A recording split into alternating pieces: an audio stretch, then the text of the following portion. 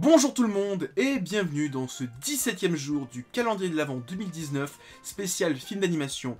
Et aujourd'hui, on parle d'un film de Isao Takahata, on parle de Mes voisins les Yamada. La famille Yamada est une famille de forte personnalité. Takashi Yamada est un gentilhomme d'affaires un peu bougon qui se bat contre le mal avec le héros imaginaire de son enfance. Il partage sa vie avec Matsuko, sa femme un peu farfelue et peu motivée dans les tâches ménagères. La grand-mère a la langue bien pendue et encore pleine d'énergie. Le fils est en pleine crise d'adolescence, tandis que la petite sœur a déjà un caractère bien trempé. Très différent de la filmographie de Isao Takahata. Pour ceux qui l'ignorent, Isao Takahata, c'est un réalisateur qui a cofondé Ghibli et qui aujourd'hui est décédé, et qui a réalisé avant ce film Le Tombeau des Lucioles, je sais pas quoi d'autre, Pompoko, bon Pompoko ça va, mais Le Tombeau des Lucioles, franchement tu te dis ça fait bader.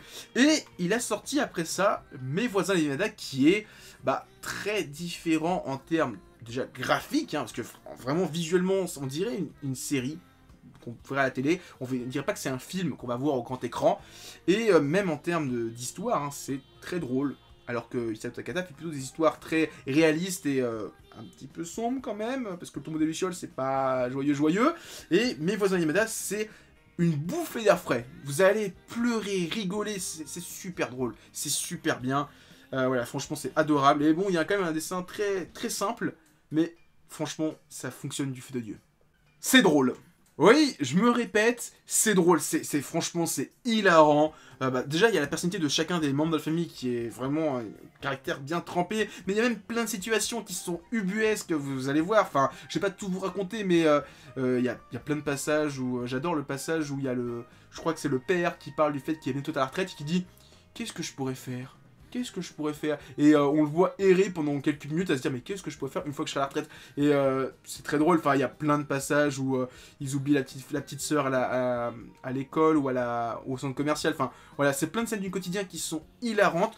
Et ça va rejoindre un petit peu mon troisième point, c'est épisodique. En fait, il n'y a pas de réel fil conducteur au fil de 1h30, 2 heures de film. C'est vraiment plein de petites scènes qui s'enchaînent. On a l'impression que Isao Takahata avait une ambition de faire une série humoristique, un peu dans l'esprit de Shin-Chan, voilà, si vous connaissez, avec des petites scènes de 1 ou 2 minutes.